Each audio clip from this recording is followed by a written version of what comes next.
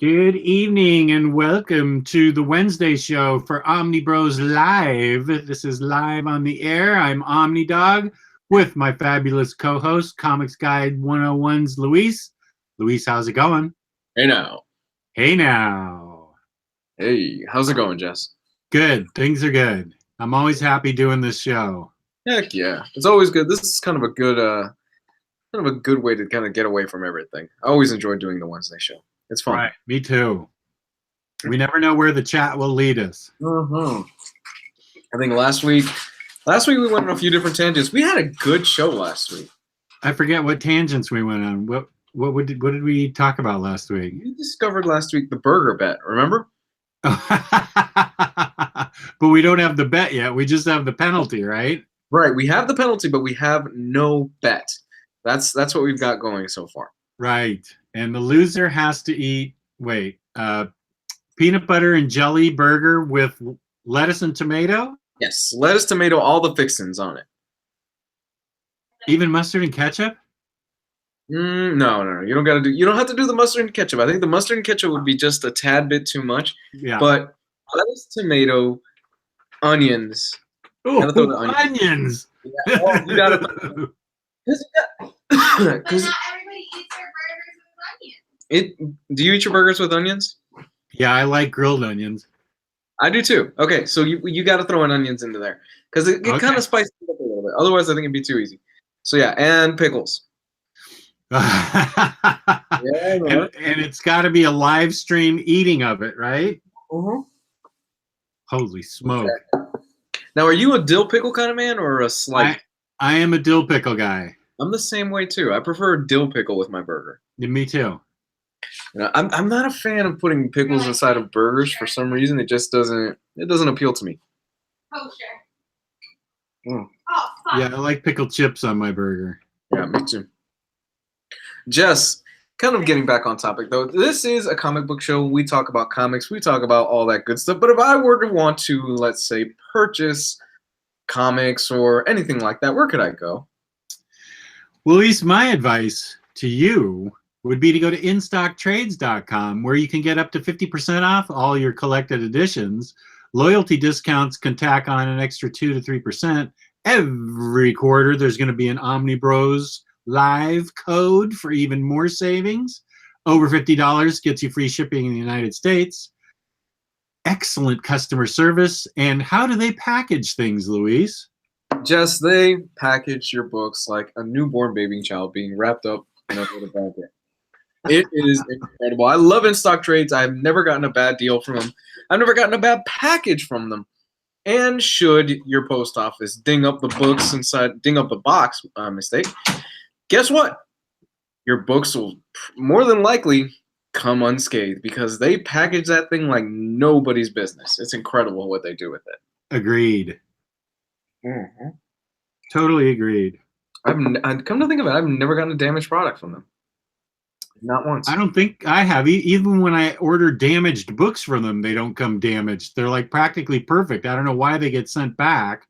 I don't get it either. No. So, I mean, I'd be interested in knowing what a really damaged book from IST looks like, because I've ordered from the damaged section all the time. And man, people must be persnickety, because I certainly never see anything wrong with the damaged books I gamble on. Well, we do know certain members of the Facebook group that we're part of that are really anal with their books. So, well, no, that's true. And you know who I'm talking about. But we'll move past that. Okay. So yeah, this is the Wednesday show, ladies and gentlemen. And the Wednesday show, as you know, it is kind of the show where we kind of go on different tangents. We just kind of let the chat go where we want them to go to. And you guys are the most important part of the show because we answer your questions. This is more of a Q&A interactive show than the other stuff. So we like to see what you guys are thinking about, what you guys are talking about. But just, we're going to kick things off with kind of our main topic right now. And it's our top 5 disappointments in comics. Now, this could be an event, books, anything like that, pretty much anything related to comics. Jess, why don't you kick things off? What do you got? Excuse me. I'll go from 5 down to my number 1 complaint. My first top disappointment, top 5 disappointment in comics. Number 5 is price hikes. Comics are too expensive. It is keeping, I think, kids and teenagers out of getting into the industry. It's forcing them into piracy. These guys, even if DC makes a bad movie, it still makes oodles of money, and Marvel makes boodles of money on it. Can't some of that money subsidize the comics that are fueling the movies and bring the price down to something reasonable? I am just really upset and unhappy about how expensive comics have gotten. And I'm not talking about back in my day when comics were 12 cents. I'm talking about something reasonable, like $1.99 or something. Mm-hmm. That's I'm not asking for them to go back to 15 or 12 cents. That's ridiculous. But something that, you know, you can go in with $10 and come out with 3 or 4 comics. That would be nice. I mean, you could get kids into the industry with that and not make them resort to pirating comics off the internet, which is what high prices have done. I've fully backed this statement a lot. A few years ago, didn't DC have that? Excuse me. Didn't DC have that slogan, "Drawing the line at $2.99" or something like that? Yeah. You remember that? Yes, I do. I remember well. Every single book in our DC catalog is $2.99. We were not going to go ahead of it. Now we're looking at books that are $3.99. Hell, some books are going as high as $4.99 at this point. That is criminal. Some book, it's kind of ridiculous when you think about it and it's becoming the norm. That's the thing. It is now becoming the industry norm that if you have a book, and you know the $4.99 books tend to be more of the special edition books, like they have a few more pages and things like that. But even then, $4.99 for a comic it's a good amount. And you're probably thinking, well, $5 is not too bad. But that stuff adds up when you start developing a pull list, and when you start if you're a guy that pulls books every single week. At my height, when I was pulling books every single week, I was easily blowing like $60 a week on books. Easily, yeah, no question. That's a good point about your pull list. And that was before the price hike. That was like the $2.99 DC era. Right. So I would hate to imagine what my pull list would look like now. Yeah. My pull list would be $100 a week. Because you're talking $4 a comic, and you know I subscribe to probably 20 comics, and $4 and $5. You know, you're right. It adds up fast. It's ridiculous. I think though the Image, in my mind, though, is doing pretty well with it because you don't have to pick up the new Image #1s. I think what's an average Image book going for? $2.99? Some maybe $3.99? I think $3.50 is what they sell for, but I haven't bought a floppy in 4 years practically. So that's not true. I did just buy some floppies. They're not here right now. I bought a few floppies, but I'm not sure they were Image. So when I was pulling books, they were $3.50 a book. Right, and the good thing about Image is that if you can wait, the first trade, it's usually $10.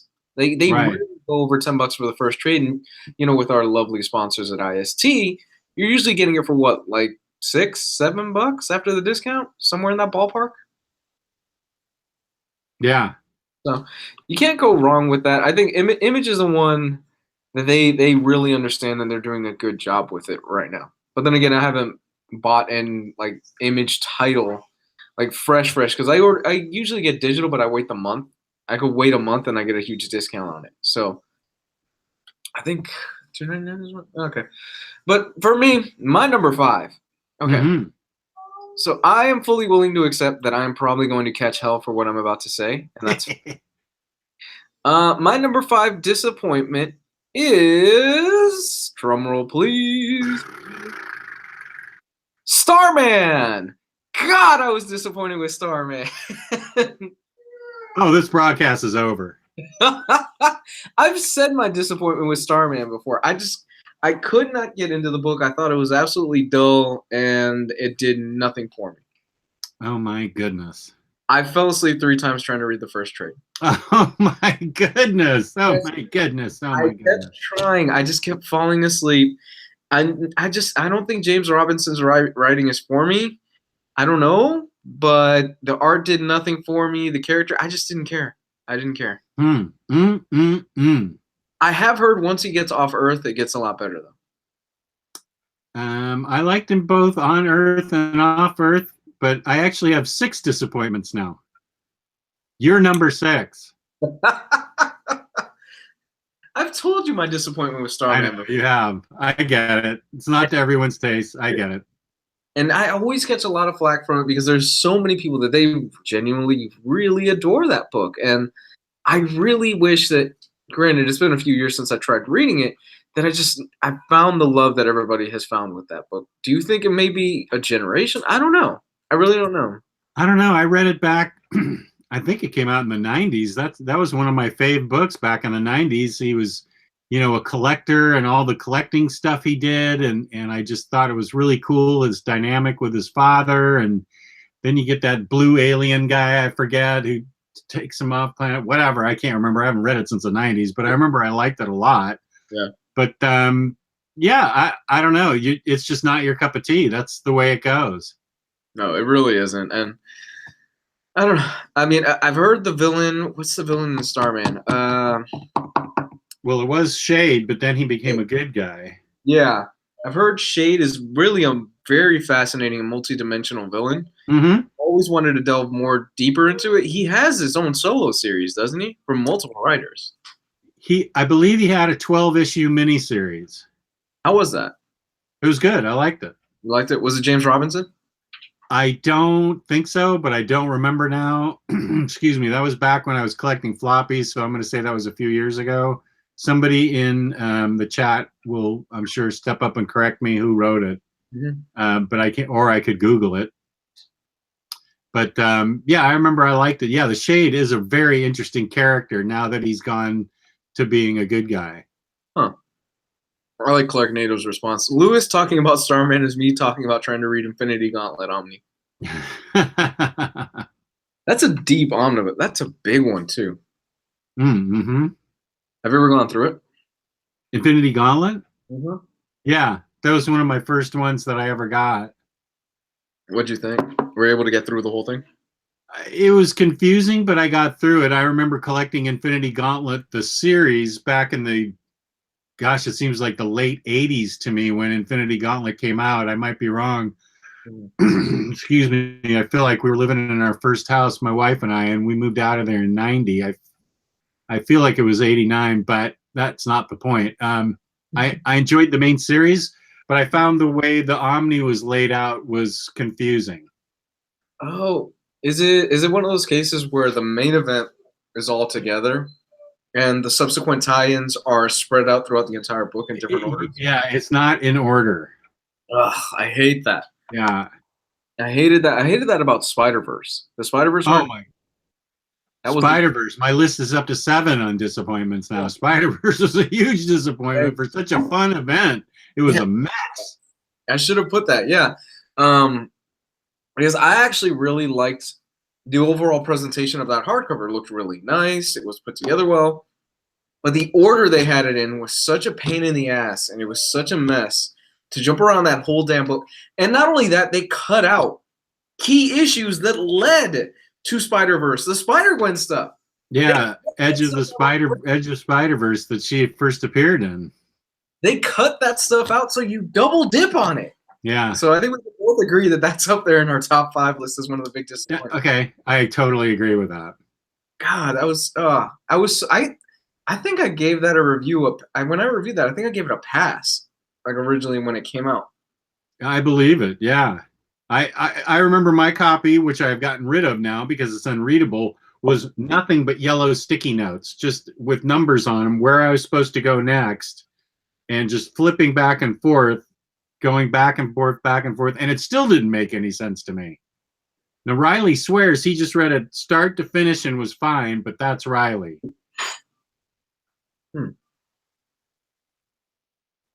Okay, Jess, what's next on your list? Well, number 4 has been predicted by somebody on the chat. Actually, you know what? I'm saving that. It's higher. It's gonna be like my number 2 or 3. I already kind of gave it away. It's not Nightfall because I'm not disappointed in Nightfall. A lot of people love Nightfall, and that's fine. It just didn't appeal to me. Number 4 disappointment. The Unwritten Deluxe Edition gets cut off at 1. And is not going to be continued in Deluxe Edition or trade or anything or at all. Ridiculous, because this is a great book, and I was really excited to get this in oversized deluxe. Bing! They just decided to not do it. They're not doing it. We just decided to stop right in the middle. Great. Thank you so little. Does me no good. I got 1 oversized hardcover of Unwritten, and I don't even know where to go to get the rest.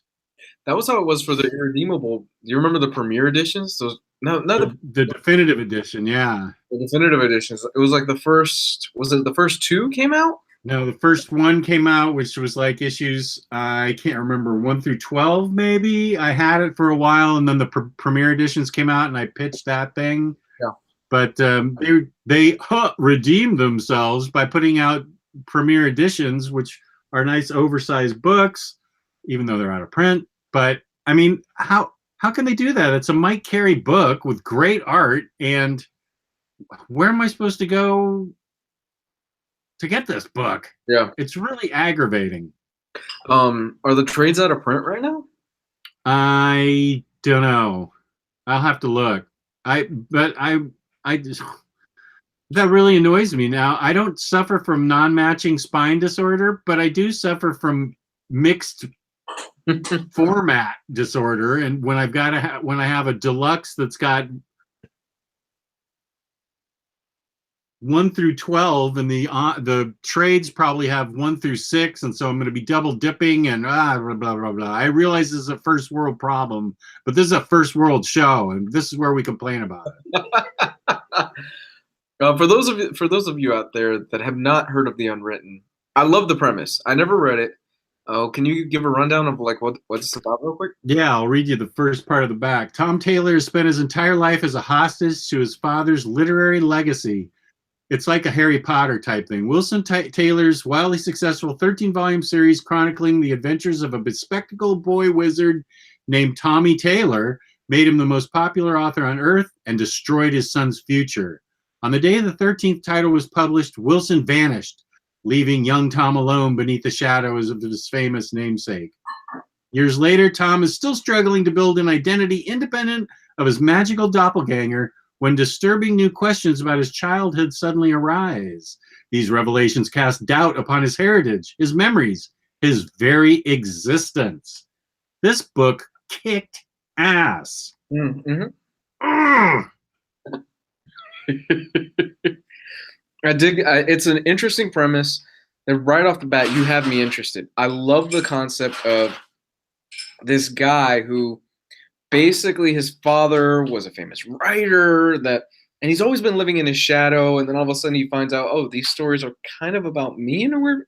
I dig it. I can't. One of those series I've always meant to come back to and read. I've just never sat down with it. Totally. So, but have you read the first 12 issues, or have you just been so disappointed and frothing with anger that you just you look at that book in the corner every morning when you wake up and go down? I generally don't froth in anger. I read it back in floppies and haven't gone back to it because I was going to collect it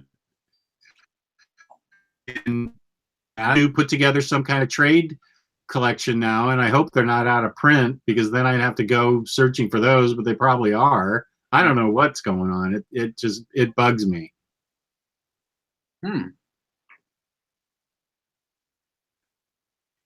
Excuse me. Okay. My number 4 is Sculptor, surprisingly enough. I know that was a big disappointment for a lot of people in the group. Yeah, I think you're right. Sculptor is a book that I read and it was hyped up to me. I think I eventually gave it a borrow. I didn't love it, but overall, I thought it was just okay. And it was a book that everybody's like, you got to read Sculptor. It's amazing. It's fantastic. It's one of the best books that was put out. I read it and I thought, it's just okay. Kind of boring. Not really for me.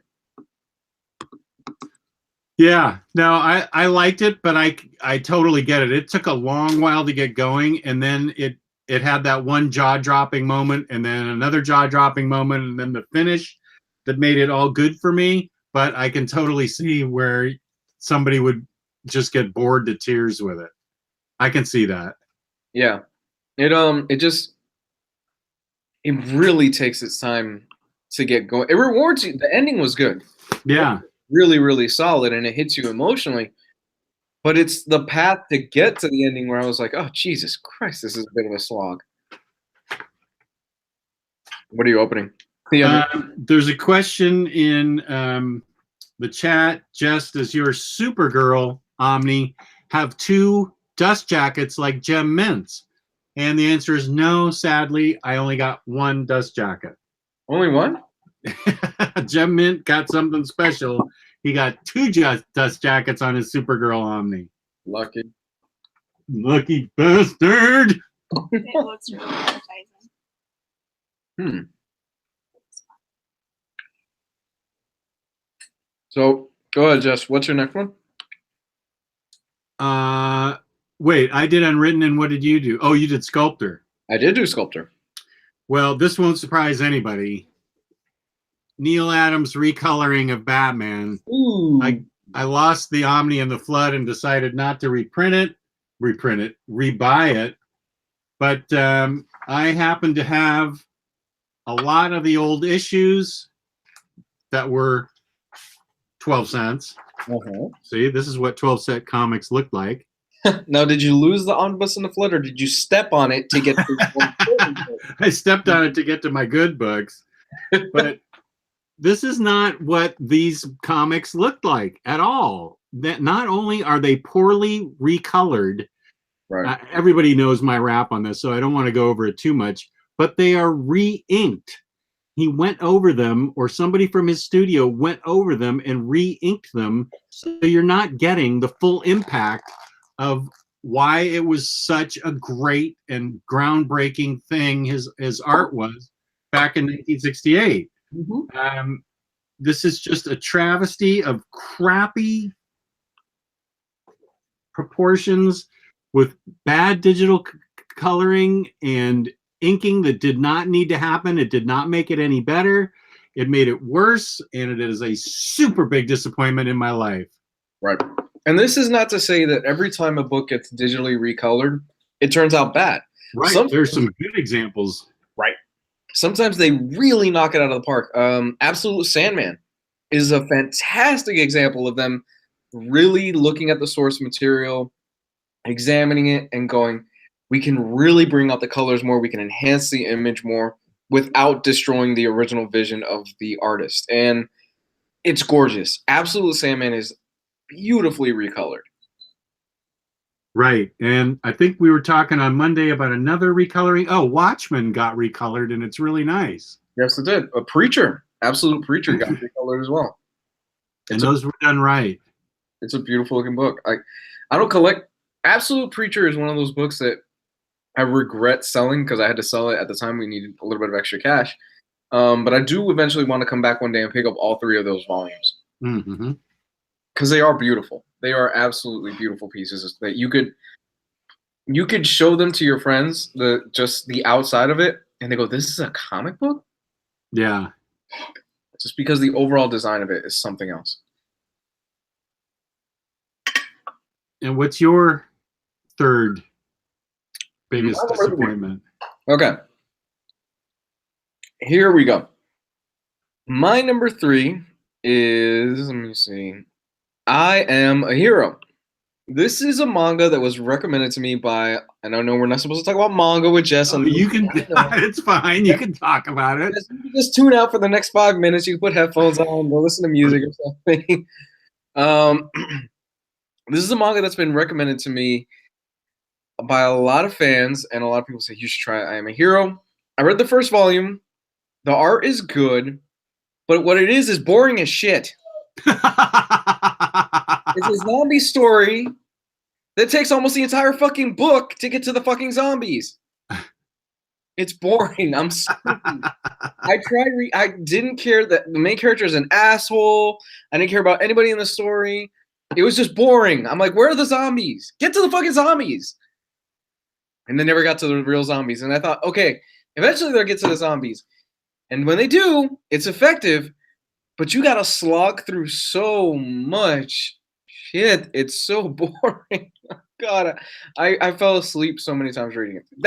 That is my way of telling if a book just does nothing for me. Is if I start falling asleep while reading it, that's it. I'm good. I don't need to read it anymore. That sounds like a good criticism of it. Have you ever had a book that just put like it's Benadryl for you? That you, no matter how many times you try to read it, it puts you to sleep? I'll have to think about that. Really boring books, I usually get rid of those. Or usually I'm warned away from them by people before I buy. You know what? I hate to say this because a lot of people are going to disagree with this, but I have yet to read a Black Panther comic that was anything less than there was anything that was, it was, I'm having trouble saying it was boring. Black Panther is boring to me, no matter who writes it. Wow, I love the movie, I love the concept, I love the character, I love the whole idea, but boy, is Black Panther a slog for me, no matter who writes it. Have you tried the Jason Aaron stuff? That little miniseries? I did read The Secret Invasion tie-in. Secret Invasion tie-in. I did read that and enjoyed that. Okay, that's the one, right? That's the one Black Panther book I liked. Yeah, Black Panther's a character that I like the Christopher Priest run. I know you guys did not care for it at all. It wasn't your bag. I tried reading the Coates run, and like I've said before, I thought it was boring, did nothing for me. That was also one of my disappointments. And he's a character that he's got a few iconic writers, the Panther's Rage, stuff like that. But for the most part, I can't really think of too many Black Panther long runs other than the Christopher Priest stuff that I really enjoyed. Yeah. No, it's somnambulant for me. It puts me right to sleep. Trying to think of anything else, but that's really it. Okay. It's your turn. My bad. Oh, we're down to number 2? Yes. That would be treatment of creators at DC and Marvel. Mm-hmm. Now, this is not a subject I am super well versed in, but when Mark Waid and Walt Simonson and numerous other guys have to put out tin cups at Baltimore Comic-Con for people to contribute for a health fund for creators at DC and Marvel, that is ridiculous. That is just, I mean, that's unconscionable that they have to collect money. And the treatment of William Messner-Lebs, if that's how you say his name, the one-armed guy, writer, artist that's out on the street. Yes, you were telling me about him, yes. It is just unconscionable that these guys don't get some kind of benefits. I mean, it's strictly a work for hire thing, and I think it's criminal that DC and Marvel cannot treat their creators better. I get an image that they put money into the book, they get their own money out of the book. I get it that DC and Marvel pay their guys, but to not include benefits for a billion-dollar industry is just a finger in the eye to me. I just think it is absolutely, and let's throw in treatment of original creators, like the creators of Superman, Siegel and Schuster. I mean, it goes all the way you know, Frank Frazetta never got his art back. The artists and writers of Mad Magazine never get their art back. I think they have had a long history of treating creators poorly and continue to do so. Right. And this, like you said, this goes back a very long time. I mean, Stan Lee famously took a lot of credit for a lot of other characters that they were designed by the artist that he worked with. This is nothing new, and it's a damn shame that, yeah, you know, your Grant Morrisons, your Scott Snyders, your guys like that they're fine because they're the top guys. They'll be fine. You know, they'll always have books. They'll always have a spot on the list for the big two. But we're looking at the smaller guys, like the gentleman that you said, who he doesn't have an arm anymore. He can't really draw, and now he's homeless. Yeah. These are artists. They're guns for hire, and because of that, they don't get any benefits, and it's a damn shame. It really is. You know, they should get benefits. They work hard. They work their asses off. They try to put out something decent, and they try to put out a good product. And at the end of the day, you're only, for a lot of these guys, and this is going to sound really messed up, you're only really as good as your last book. It's kind of messed up. Yep, totally. It's a damn shame. What was the name of but they were able to raise funds for him, weren't they? The last I heard, they were able to find him shelter somewhere, not in a shelter, but I think some people got together and rented a house for him so he wasn't homeless. But I haven't seen anything posted. I haven't seen anything since then. And he was in failing health too, so which goes back to the health benefits thing. So I don't know. I'm not sure what his status is now. Now, we've talked about this before, but did you ever get to see the Bill Finger documentary on Hulu? I haven't. I got to do that. And I need to, it's mentioned in the chat, Secret History of Comics, Kirkman's Secret History of Comics. I need to see that too. I have that on my DVR, but I haven't watched it yet.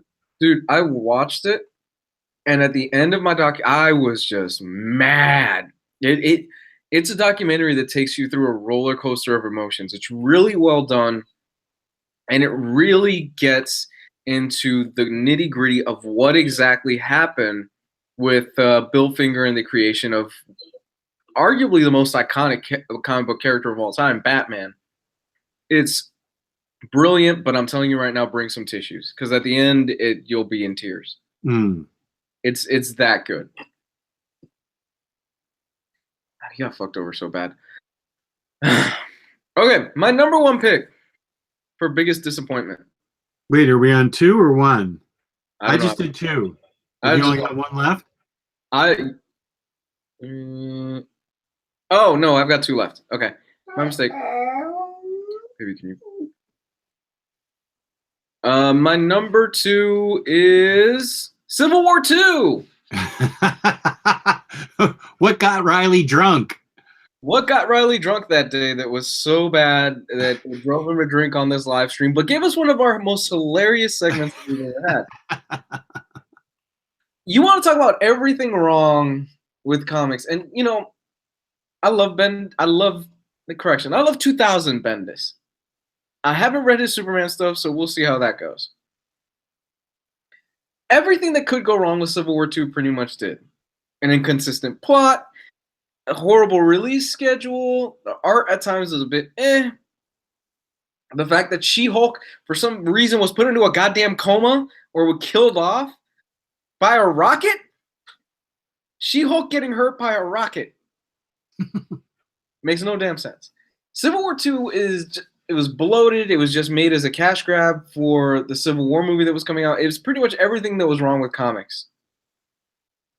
Well, you guys warned me away from it, so I never read it. But you're right; it did contribute to probably one of the most iconic moments on our show. Was everybody wants to see the episode where Riley got drunk, and that was it.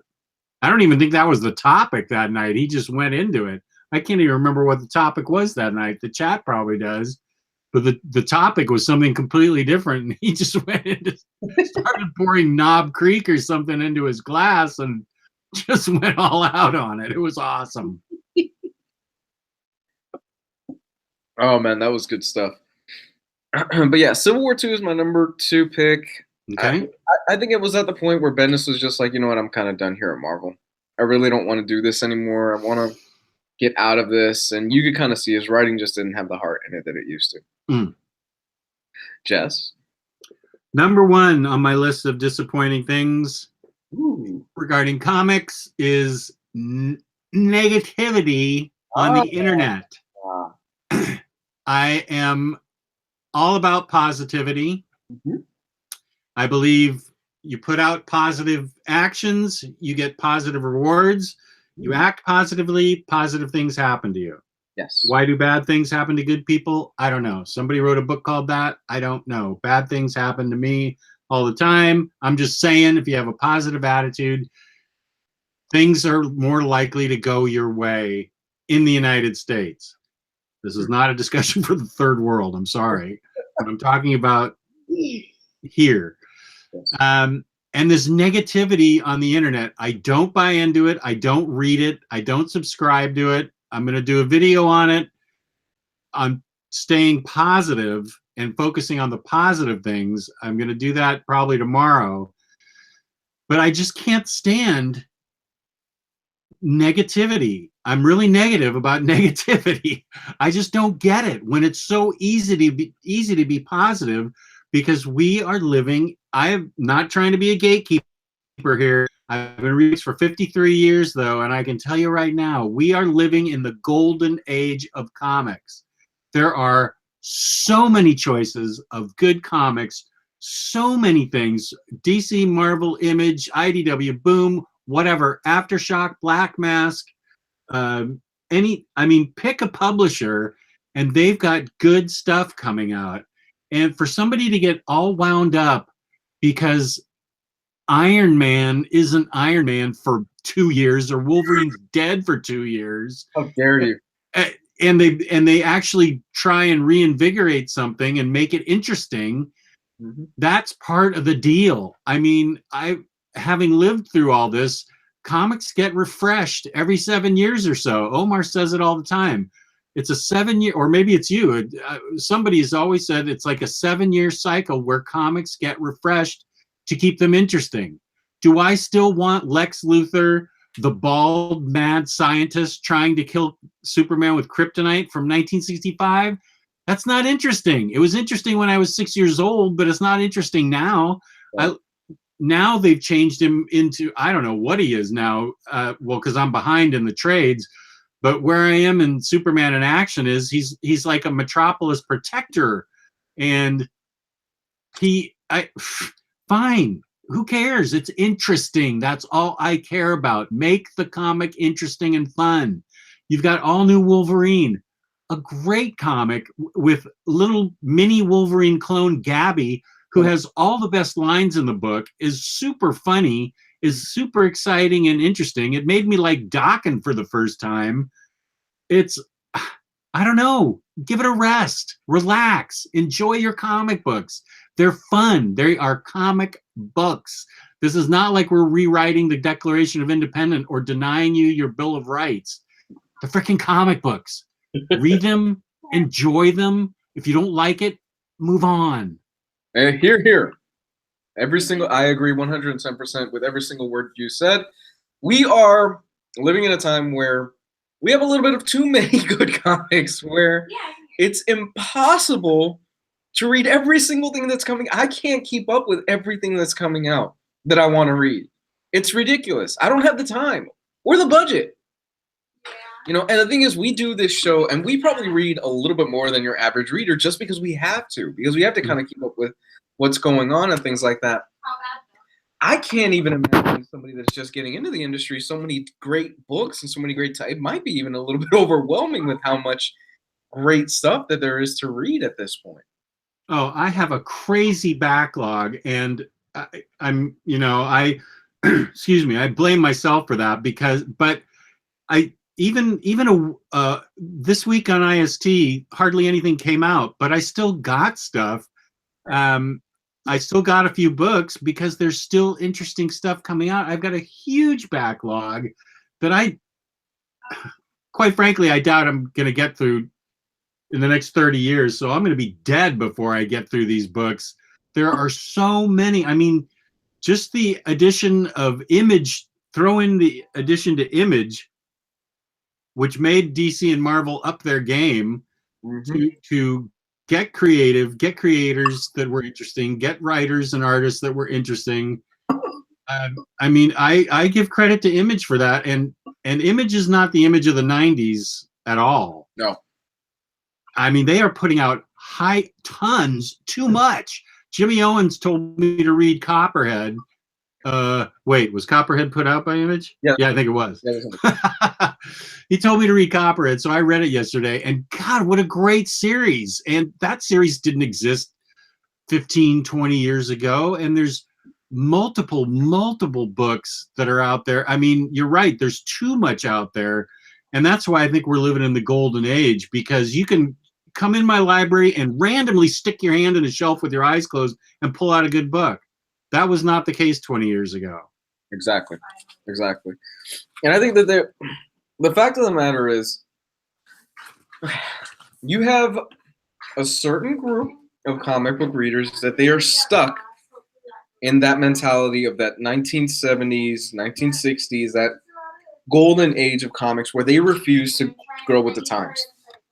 Comics are changing. Mm-hmm. They always have been changing. And they always have been a reflection of the current time that we live in.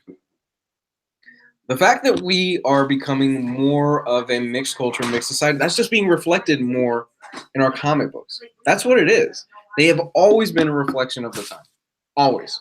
And it's a great thing. And there's so much negativity in the world that I agree with you that it's great that you just need to learn to silence that very minor but very vocal group of comic book readers that are like, oh, everything in comics that Marvel does right now is terrible, or everything that DC does right now is terrible. That's not the case. They're putting out good stuff. It's just you refuse to grow up with it. Well said. And I'll leave it. I do want to correct one thing, though, before you go to your number one from the Clarknado. He says you can stick your hand in Jess's shelf and randomly pull out Monera. No, that stuff is hidden away in the basement in a box. That is not displayed in my library. You can't you can go into a box in my basement and maybe stick your hand in there and find that, but it's not displayed here. So I just wanted to put that out there. So that's in the cross box. It's right next to the cross box. It has Omar's name on it. Call Omar, he will deal with us. Okay. All right. Are you good? Can I go on to the next one? Okay. Please do. Just wanted to check. This one should come as no surprise. I have a seething hatred for this creator. The likes of which burn with 1,000 suns. Fuck you, Jimmy Corrigan. All right, let's move on. Next on the list, who's got some questions in the chat? Is that all you've got to say? That's all I have to say. I don't have to say anything else. Fuck you, Jimmy Corrigan. All right, so questions. Who's got questions in the chat, ladies and gentlemen? This is the Wednesday show, like I've already said. I love this show, but this is a participation show. So we need your help today in the chat, and we need you to send us questions so we can answer them. Because right now, we don't have anybody. Oh, Brian McCormick. Who felt Revival was overrated? I didn't feel it was overrated or underrated. I feel it was rated. I enjoyed it.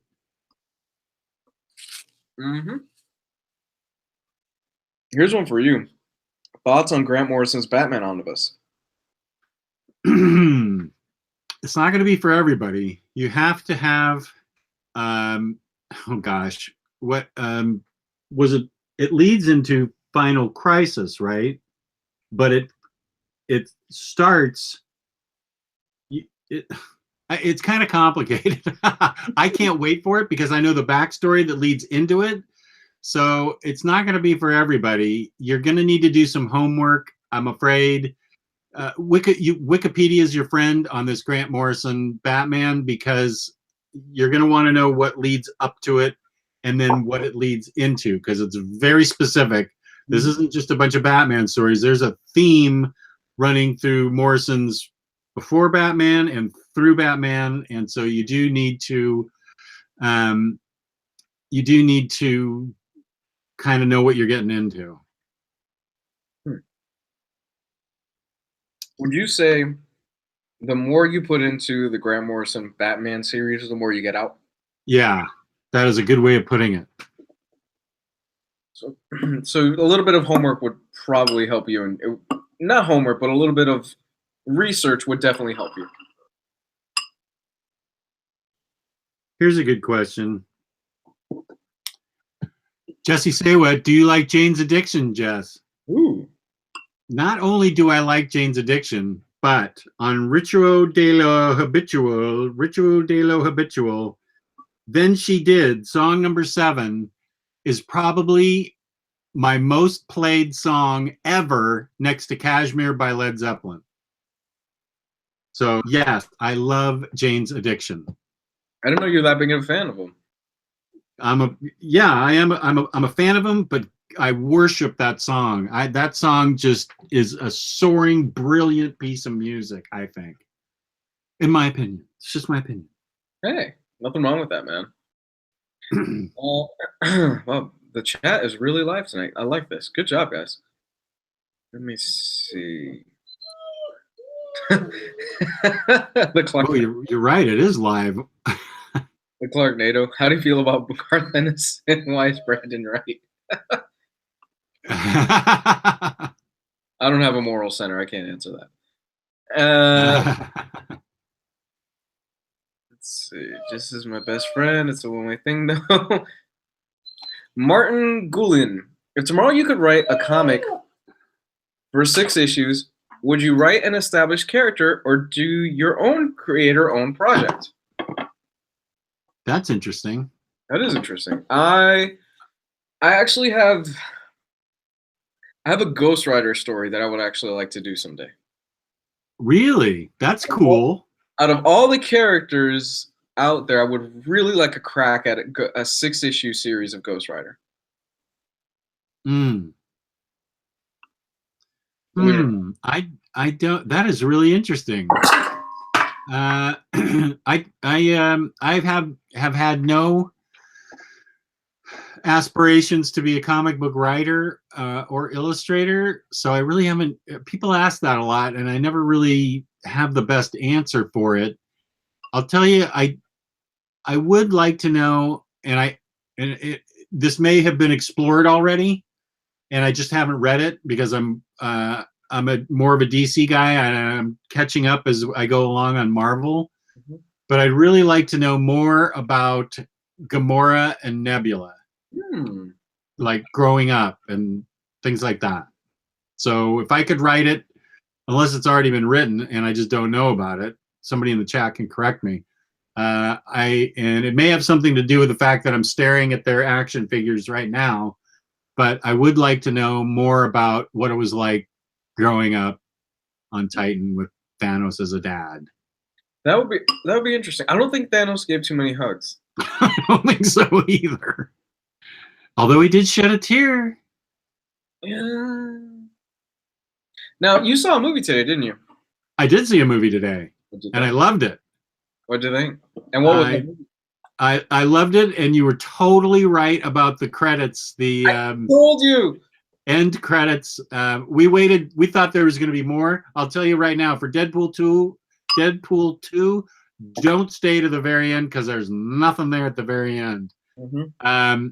But the after the credits, there is that, there's a scene, and that may be the best part of the movie. Glorious. I think it's the best part of the movie. The post-credit scene, I think, is the best part. I was dying laughing in my seat at the post-credit. The way they pulled that off was just great. I love the whole thing. Yeah, it was great. Are you guys talking Deadpool 2 tomorrow? I think, yeah, now that I saw it, I think we are. Yeah, I don't want to. We can't go into too many spoilers or anything like that. I think as a film, I liked it more than the first one. I thought the first one was funnier, but I like this one a lot more as a whole film.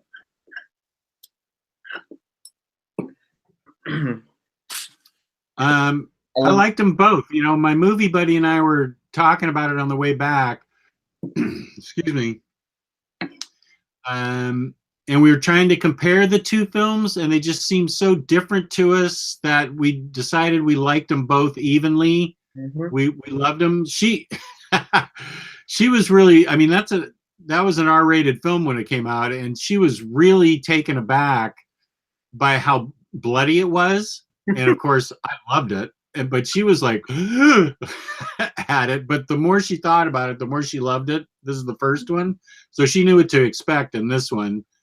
And my daughter loved the first one, and so I'm taking her to see Deadpool next week. And she wants to see Solo, so I'll be taking her to see Solo next week. I'm sort of ambivalent about Solo, but I almost feel like I kind of have to see it. I'm in the same ballpark.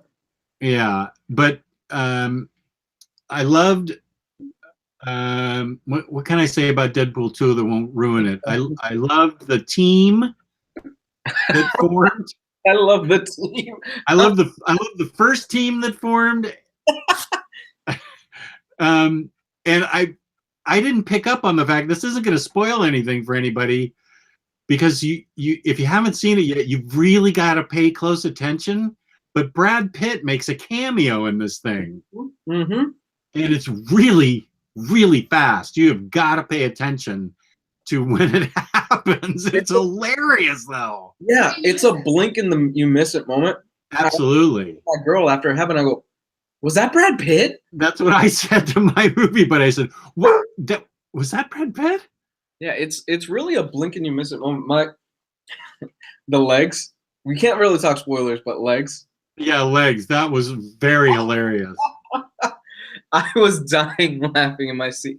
It's really good. I think it also has more heart than the first one in a lot of scenes. I really dug it. I will not be ashamed to admit, I genuinely got choked up at the end. So I agree it has more heart. I got choked up. At a couple parts. They take so many different shots at so many different properties. We're talking about the Marvel, DC, the Fox X-Men stuff. Wolverine. Logan gets his shots. Oh man, it's so great. He takes shots at himself. It's up there. It's probably my second favorite film that I've seen this year. And your first was Infinity War? No, my first was A Quiet Place. Oh, I haven't seen that yet. I loved A Quiet Place. So where was Infinity War then? Right now, here's the thing with Infinity War. I kind of knew what I was getting when I was going into it, so it really didn't surprise me too much. And that's going to sound really douchebag film critic guy. But for me, I would probably put it at number 3, number 4, somewhere in that top 5 list. Mm-hmm. But there's still so much good coming out, and I actually have to remember what I've seen this year, because I've seen quite a bit. But it's up there. It's up there. Mm-hmm, mm-hmm, mm-hmm. Speaking of movies, I ended up getting the Matrix in 4K today. We're watching that tonight. Ooh, 4K. That's going to leap right out on you. Yeah, looking forward to that. Apparently, it's one of the best-looking transfers that they've done, so that's going to be really cool. I've probably seen the last 30 minutes of The Matrix 120 times. Oh, really? That's my go-to scene. I start it right when they're starting to question Morpheus, and they jack in to try and save him. And they've got that office building scene, which is, I think, one of the greatest scenes ever filmed. And I watched that last 30 minutes over and over and over again. Do you remember when that first came out? The bomb that it went off in the movie industry, how crazy everything got. Yeah, and I wish they had stopped with just that movie. Yeah. Next time we can talk about disappointing movies, and that'll be my #1 disappointing movie, the Matrix trilogy. The second one, man. Ugh. Yeah. That was just rough. I'm not. In my mind, there's the Matrix and the Animatrix, the animated movies that they put out, which were I own that, but I haven't seen that. they're not bad. They actually help to flesh out the world. Okay. There's one that actually tells you like the history of and how the Matrix first came to be and things like that, which is actually pretty cool. Hmm. So they're Animatrix isn't bad. It's worth watching. Okay, good. I've got that. Yeah, when the first Matrix came out, I remember everybody was wearing like the trench coats, the black glasses, and stuff like that. Everybody's wearing all black and stuff, the boots. God, I was probably 12 when that came out. Jess, when was the last time you watched the Matrix sequels? That would be when they were in movie theaters, and I saw each once, and that was enough. Ryan Barrett. When was the last time I saw the Matrix sequels? Fuck, it's easily been at least a good 10 years since I've seen the sequels. I've watched the Matrix at least once or twice a year. The sequels I haven't. Yeah, no, once was enough for me. I'm the one that doesn't mind the sequels. Hey Jess, I wanted to ask you, do you like Peeps? Peeps? Yeah. I used to love them. I'm on the no sugar diet, so I can't eat them. But yeah, I used to love to bite the heads off of Peeps. Oh, I can't stand them. I like them. We have a Peep store locally. Why? It's all. We took my daughter there because she loves Peeps. She's 27, but she loves Peeps. It's across the Wilson Bridge in Maryland, and it's a whole Peeps store with everything Peeps. Besides every flavor of Peeps ever, there's all kinds of clothes and golf balls, and there's a car there, the Peep-mobile, a big yellow or pink, I think it's yellow VW Bug. Yeah. But have you ever sent them to a death match in the microwave? Yeah, I've seen that. Yeah. You put toothpicks in them and stick them facing each other and put them on a plate and then microwave them, and they slowly start jabbing each other. Yeah, I not a fan of Peeps. I think that tastes pretty disgusting. Excuse me. Here's a good one. Ryan Barrett says he rewatched the Matrix sequels and the Pirates of the Caribbean sequels, which I hated again, ended up liking them. I enjoy them now. I was actually the same way with Pirates of the Caribbean. At first, when I first watched them, I did not like the sequels of those movies. I like them now, though. Oh, you do? Yeah, I don't mind. They're not great. Most of them are pretty mediocre. But I do like them. I like the whole concept of Davy Jones. Yeah, they're not. They're not as fun as the first one, but they're serviceable entertainment, I think. Mm-hmm.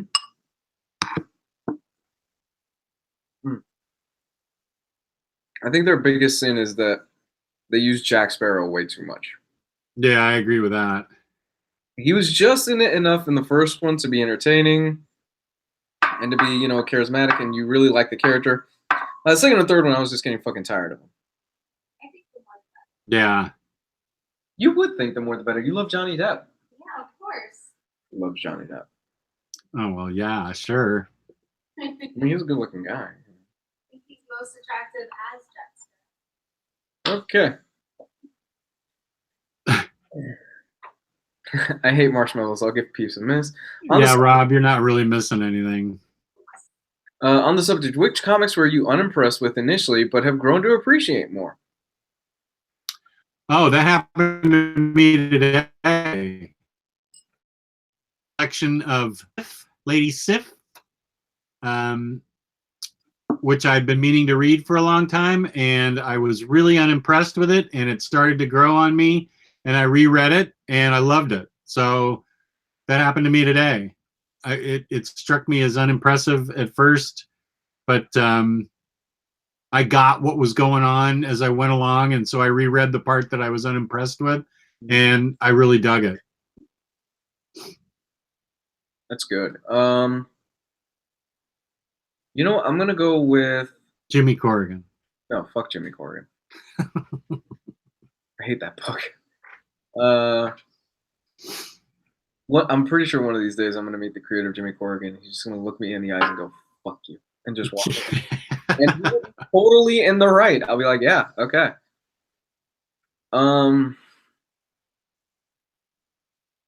Book that was disappointing.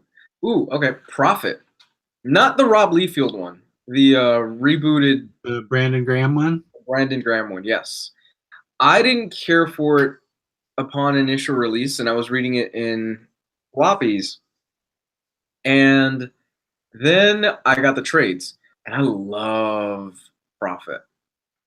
It's really good stuff. Yeah, it is. I read it in floppies. I haven't read it since floppies, but yeah, it was pretty intricate. It was pretty groundbreaking. It was something that I had never read in a comic book before. Mm-hmm. Jimmy Owens asks, who's a superhero you will always read, even if the story is shite? Harley Quinn. Shazam, aka Captain Marvel. Interesting. Which is a damn shame because nobody puts out a Shazam book anymore. That pisses me off so much.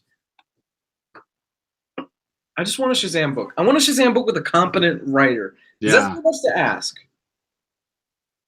When was the last time we got a Shazam story? Was it the Jeff Johns 52 stuff? A year? I think so, yeah. And he's got a movie coming out next year? Yeah. Or no, it was the Multiversity stuff where Grant Morrison had that brilliant single issue of Shazam. Oh yeah. You're right. Yeah. God damn. Pisses me off. Sorry.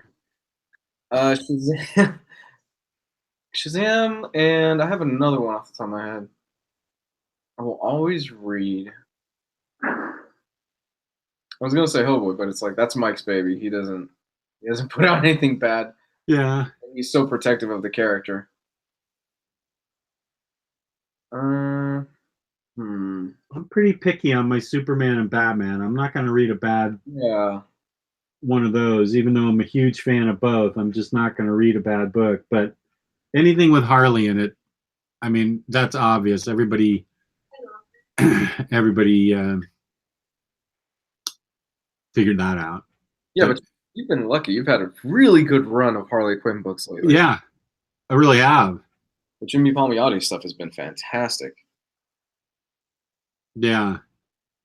And that's talk about striking gold, man. That is such a match made. Jimmy Palmiotti and Amanda Conner on Harley Quinn. That's such a brilliant move on their part to put those two together on that book. Not to mention, Jimmy's a really cool guy.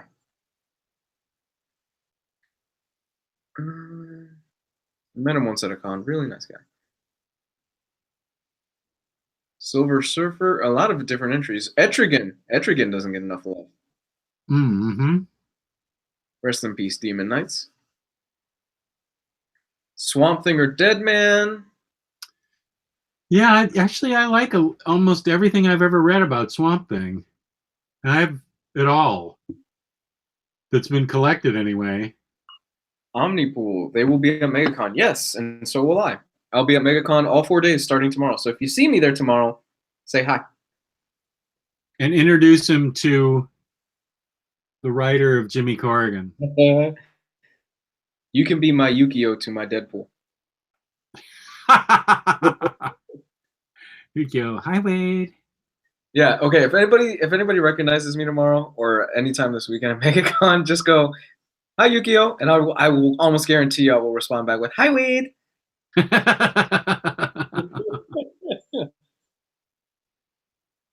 Oh, that was such a good ongoing bit. You're right. I have not read the Nancy Collins Swamp Thing. Psycho Cleveland. Is she related to Collins? Yeah, no, I have not read that. Hmm.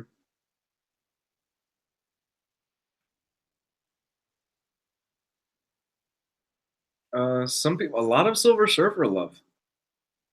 I can't wait to get the Silver Surfer Omni that's coming out, the Mike Allred one.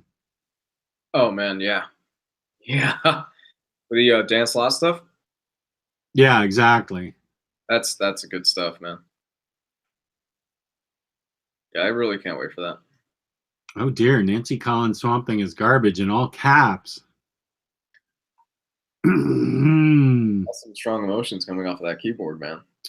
Recently, what book gave you a WTF moment? Oh, Recently, I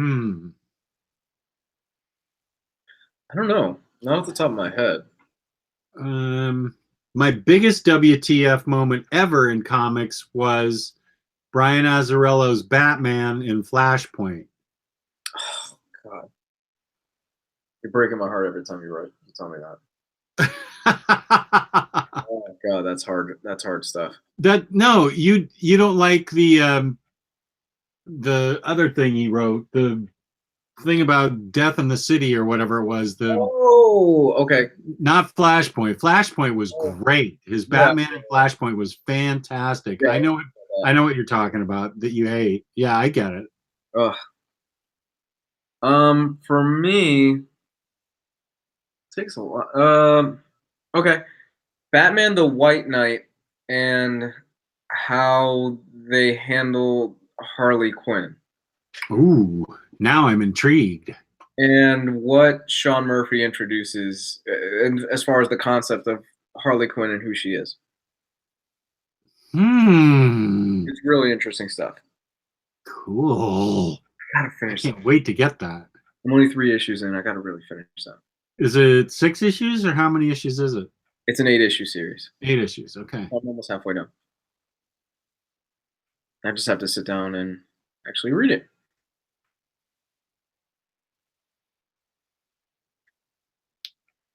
X-Men by Stan Lee when Professor X said some comment about liking Jean Grey. Ugh.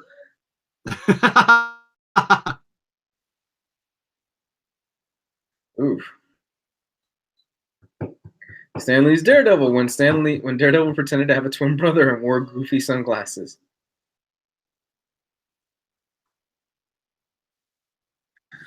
I don't remember that one. I need more new gods. Orion, Lightray, and Barda. Ooh, a Barda series would be interesting. That would be. I really, really, really need to catch up with Mr. Miracle. Yeah, I'm looking forward to that coming out in trade too. What issue is he on now? He's got to be on at least 9, 8 on Mr. Miracle. He's got to be almost done. I don't know. Let me take a look real quick on the old Google machine. Yes, if I wanted to collect some of these comics, where can I go? If you wanted them in collected editions, Yes.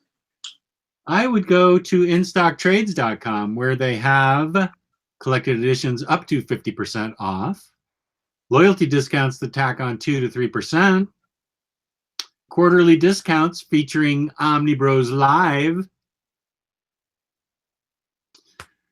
fabulous packaging, fabulous customer service, and over $50 in the United States gives you free shipping. I don't know how they do that, but they do it. Rob McClay, does anyone know when Castle in the Stars Volume 2 will be coming out? My understanding is September of this year. Castle in the Stars? What's Castle in the Stars?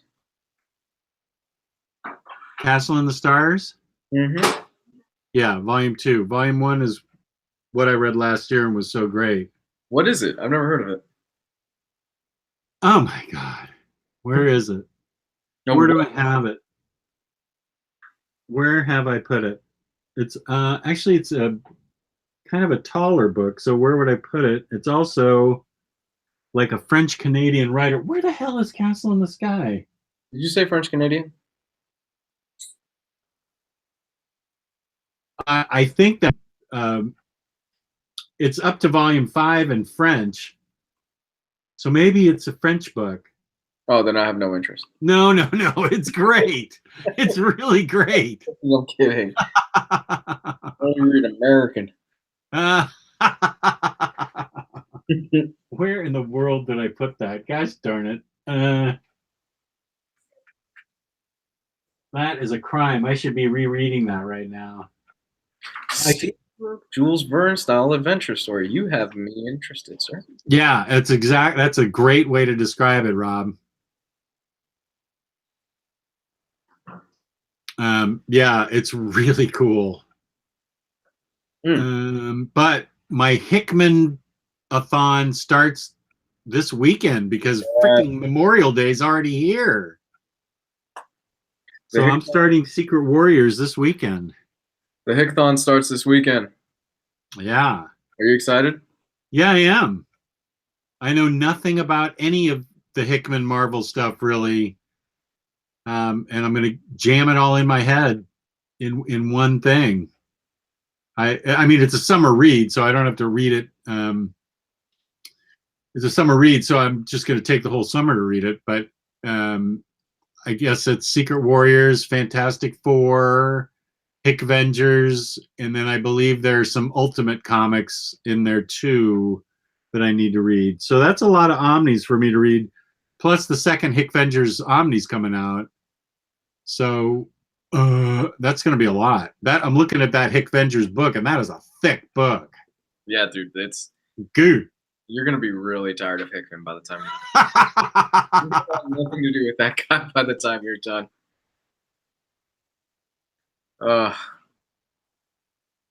What's the Hickman-a-thon reading list? I think people want to keep up with you. Okay, so if people wanted to actually keep up with you on the Hickman-a-thon reading list, how would they go about it? Oh well, let me let me get the Ultimate books real quick that I have, because I know there are some. And if you want to, be prepared to spend a pretty penny on it. It's a lot of content.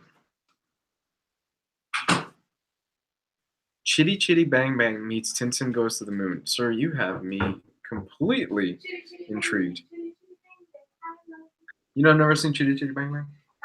You're killing us. I've never seen Chitty Chitty Bang Bang. I have no clue what that is. You are killing me. Well, I'm sorry. ISD, the only place you can buy collector editions at 2 a.m. in the middle of nowhere. What's that manga that's really, really popular right now? That's like a reimagining of Peter Pan, that it goes really dark. It's a Swedish porno. I don't think it's a Swedish porno. I don't believe. My understanding, I don't know where the Ultimate comics come in. I'll have to consult the internet for that. But it goes Secret Warriors, Fantastic Four 1, Fantastic Four 2, Avengers, Omnis 1 and 2, and then you work in there his Ultimate comics, which there are 2 featuring the Ultimates. There's one featuring Hawkeye, and there's one featuring Thor. I believe that's all of them. And then to finish it off, there's Secret Wars. That, I believe, is my Hickman-a-thon. That's what I'm reading anyway. That's my Hickman-a-thon. Now, are you going to read some Secret Wars tie-ins, or are you just reading Secret Wars? You mean all those skinny little books that there's like 400 of? Yes, Jess. The Weird World stuff? I don't know. I'm going to see if I am still reading comic books at all at the end of this. This sounds like an awfully big endeavor. I may quit comics after this. It's an awful lot of Omnis for me to read. I mean, I'm used to these skinny deluxe editions, but no, Secret Warriors is what I'm starting out with. Secret Warriors, Fantastic Four 1 and 2, Avengers 1 and 2, the Ultimates books, and then Secret Wars. So come August, if Jess just comes on the show and throws it up and just goes, I'm done. I'm done. I don't want to do this. Goodbye. You just have empty shelves behind him. That's when we know Hickman broke Jess. Can we imagine the Hickman-a-thon? No, that's way too much. That'll break my brain. Yeah, you would break him. And it's this close to being broken anyway, so I'm a fragile guy. Best piece of graphic literature in existence. Jimmy Corrigan. No. Best piece. Best piece of graphic literature in existence. Not fucking Nemo. I'll tell you that. I think most people would make an argument for Watchmen. Well, I have to say, it's what got me back into comics. That and Dark Knight Returns impacted me so much, it got me right back into comics back in the mid 80s. I like V for Vendetta more than Watchmen. I'm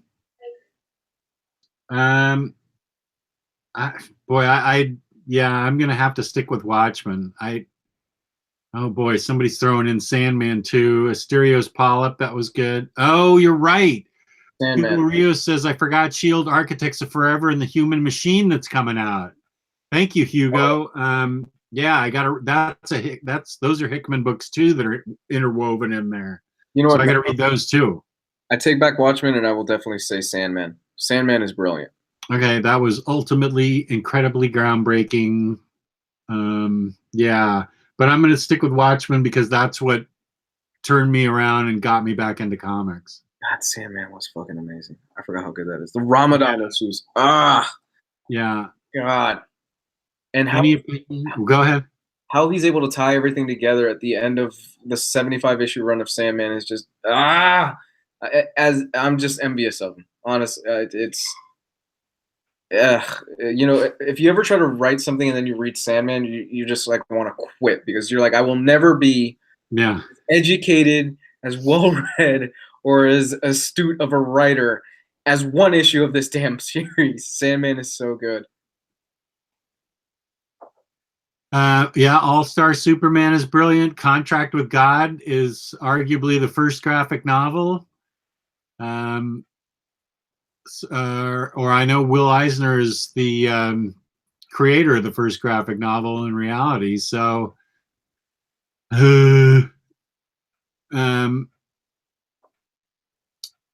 yeah. So I don't know. Everybody's got their favorite. Rob McClay's never read Sandman. Good heavens, man. Dude. Get with it. At least the trades. You need to pick up the trades. Yeah. Oddly enough, the second trade, which is Dollhouse, is a better representation of Sandman and what the stories are than the first trade. I agree with that. The first trade can be rough on a new reader, I think. Yeah, and the reason behind that is because he was still kind of restricted to the DC stuff and dealing with a whole bunch of dealing with the initial setup and things like that. But once you start getting into Dollhouse and you start getting into the other trades, that's when it really picks up. And the thing you're going to notice about Sandman is that Morpheus as a character isn't really in it that much. He's in it maybe half the time throughout the entire book, if that. But it's so brilliantly written. The characters are so great. And if you love literature, if you love plays, if you love Shakespeare, if you're a fan of history, folklore, mythology, it incorporates all of this in such a brilliant way. It's no argument for me. It's a must read. Favorite Sandman arc? It's Ramadan. Ramadan is definitely my favorite arc. Just did you read When the Wind Blows? No, I have not. I don't know anything about it, Omnipool. I'm sorry. When the Wind Blows. I think that was a Sting song back in the 80s. Maybe. When the Wind Blows. Book. Let's see, by James Patterson. He wrote a graphic novel? Wait. Whoops. No. Never mind. I was looking at the wrong one. Sorry. Is it The Wind Blew?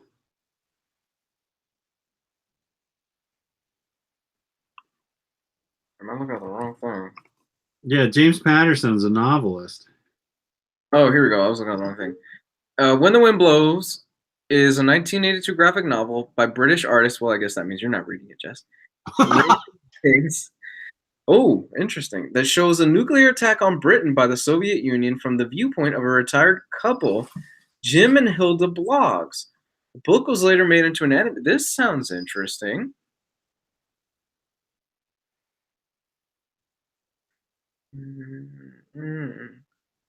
Huh.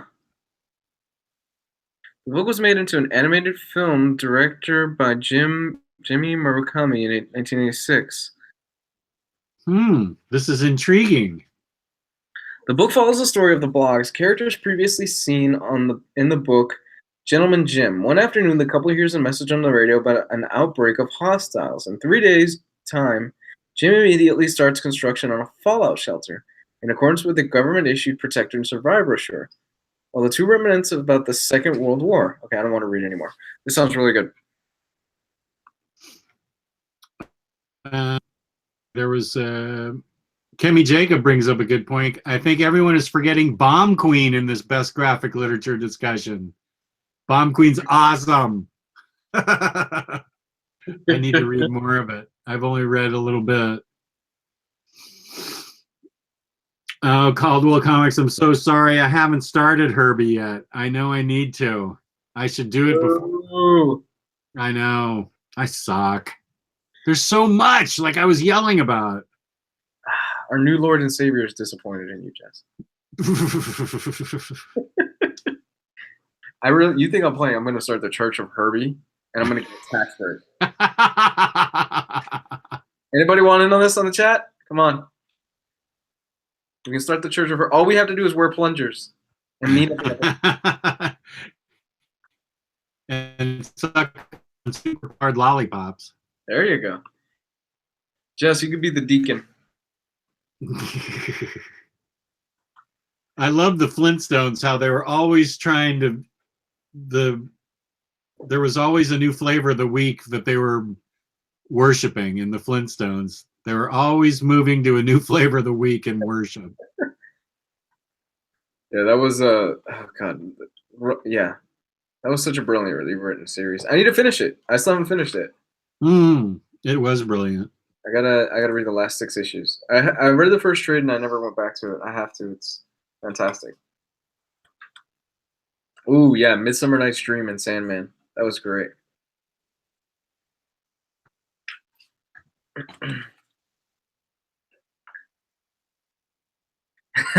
Michael Curry. I saw Herbie cosplay a few years ago. I was like, what the fuck is wrong with that guy? I would love to see Herbie cosplay. I would. Wait a minute. I'm going to Google that right now. I would shake that, man. If I see that this weekend at MegaCon, you know what? If you see me at MegaCon and you're wearing a Herbie cosplay, I will buy you a graphic novel. And not a shitty one, an actual good one. Herbie Popnecker cosplay. Bring it to me. Anything good? No, it's just images of Herbie. Oh, that's disappointing. I don't see any cosplay. I see a lot of Herbie. Kirby? Herbie. But I'm not seeing any cosplay.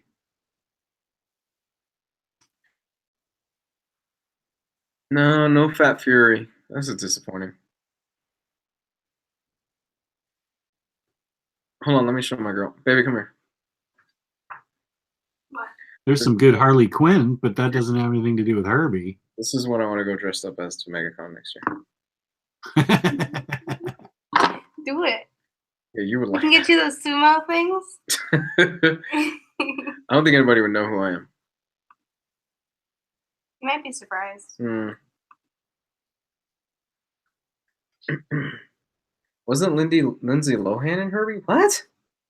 Herbie, yeah, the Volkswagen Disney movie where Herbie was the race car. Ooh, okay, yeah, that thing. Of course, Jess Google's Harley Quinn cosplay instead of Herbie cosplay. No, Harley was just on there. It was just for her cosplay. I'm innocent, I tell you. All right, Jess, I got about another 5 minutes on. Okay. You're giving the people a lot of entertainment tonight. That is right. So we still need to figure out what the bet is. Yeah, because the punishment is so awesome. It really is. And well, we've already got Transmetropolitan Whoever established, comes so. up with the best Harley Quinn cosplay, and they have to model it. Well, you want me to model a Harley Quinn cosplay? Nobody Do wants it. to see that. I would rather eat a PB&J burger than see that. Nobody wants to see that. I'm sorry. It could be the old Harley in the morph suit. No. thing. No. Nobody wants to see me in a morph suit. Not even you want to see me in a morph suit. Hey, Mr. J. Let us know how the Matrix 4K is, Liz. I will do that. I think the fans should decide. Make a poll in the group. No, we're not making a poll in the group because there's no way in hell I'm dressing up as Harley Quinn. Do it. Just do it. No. You see plenty of guys I dressed ain't doing that.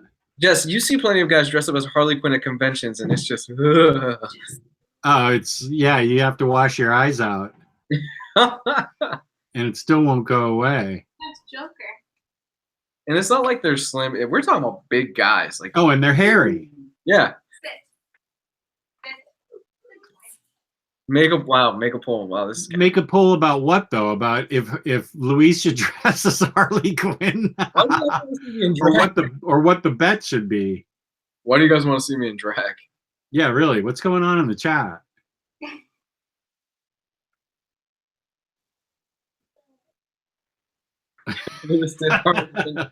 I have a feeling this may be getting out of our hands. I think it really. You know what? Okay. Yes. You guys are selling me on this. Maybe for the Halloween episode, you might get me in drag as Harley Quinn. That's so That'd be awesome. For the Halloween episode, we'll see. we're But what not am I going getting out of with this in that. return? Yeah, really. I mean, no, it's fine. Actually, I could. All right. Here's the bet. Mm-hmm. If you show up on, wait, when's Halloween? The Halloween episode, whenever it's closest to the Halloween episode. Yeah, let me see when that is. It would be either whatever the. October 31st is a Wednesday. Oh, you kidding me? Okay, here's the bet. If Luis shows up on Halloween, the Wednesday show, dressed fully as Harley Quinn, makeup, outfit, hammer, everything, I will eat a PB&J burger. There it is. Yes. Okay, we can make this happen. Yeah, I'm down for that. So pretty, babe. No, I will not look You pretty. look so pretty. I will not look pretty. I will look hideous. You may have to shave. No, don't shave. That'd be even better. Oh, okay. Yeah, I'm down for that. I really. We have the bet. And if you don't do it, you eat the PB&J burger. You know what? I'm good with that. Yeah, we'll do it. You bash. I came on just in time. Oh my God.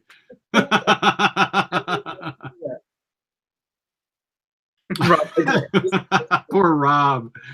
I will get a wig and everything, man. Oh yeah, you got to let your gal doll you up as Harley Quinn, as Harley Quinnish as you can be. She's more excited about this than anybody else. She wants me to do it. I know. That's why I think it's going to happen, and I'm going to get stuck eating the burger. Now, question: which Harley Quinn? Are we talking about like the full, Bruce Timm animated Harley Quinn, or are we talking Arkham Knight Harley Quinn? What type of look are we going for? I believe we should go with Bruce Timm with the hat. Oh. And the white face with the makeup on it. And well, you're gonna have to do something about a wig, yeah, that's in two different colors. But you can, in Bruce Timm, you can really only see her hat, right? Yeah, you can only see the face with the Bruce Timm one. Right. Let's see.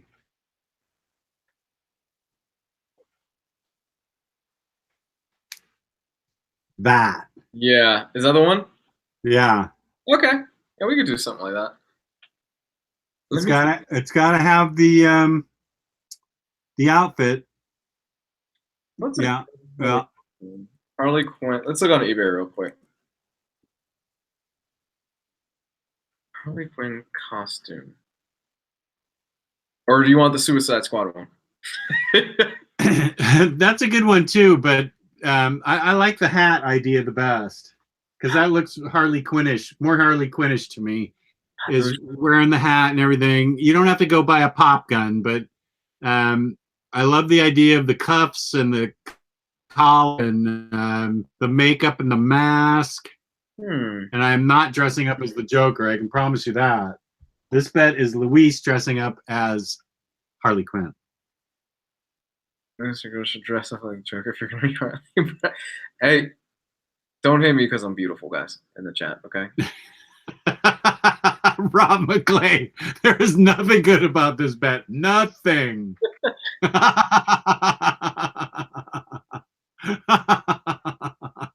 I'm gonna have to find like an extra large in women to fit me. You're gonna have to have the chestables going too. Yeah. That can be easily handled. Nick, wait, what did I miss? You want to fill Nick in real quick before we go? He can scroll back. Okay. Yeah, I'm down for it. I'll do it. Okay, we have our Halloween bet. Perfect. You know what? Let's spice it up a little bit though. For a good cause. How about we pick a charity and people donate to it as well? If you do it? Yeah. Besides if I eat the burger? Yeah. It'll go for a good cause. Sure. If you do it, yeah. People can throw in $1 or $5 to a charity of your choice. Okay. Yeah, that sounds like a plan. I've got one. I think I've got one already picked out. It's here in Orlando. It's called Give Kids the World, and they basically they provide kind of like a week away for kids that are pretty much terminally ill, and to Disney and Universal and stuff like that. And they take them to the parks and things like that. I've volunteered there in the past. It's a great place. Wow. Okay. Cool. Yeah. Good. Well, we certainly have enough time to promote it. We've got 6 months, 5 months to promote it. What did Michael Kerr say to get banned? Oh dear. Michael got timed out for 300 seconds. What'd he say? No waxing Harry Harley all the way. All right. Yeah, that sounds good. Jess, you want to take us out?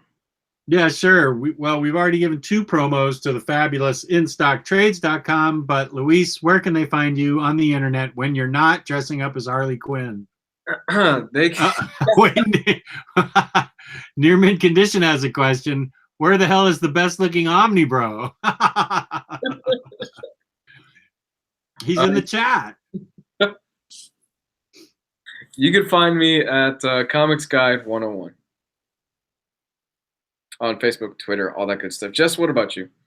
You can find me on OmniDog's Vault and on Instagram, where I am going to be posting some stuff this weekend. Finally, OmniDogs_Vault. And Near Mint Condition is not talking about Gabe.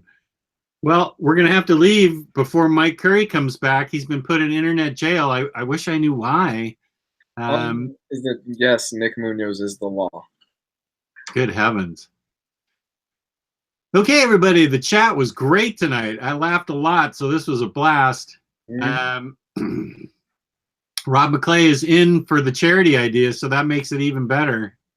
Yeah, I like that. You know, everybody gets a good laugh out of it, and people you get to help people out that really need it. And I will suffer. And you will suffer.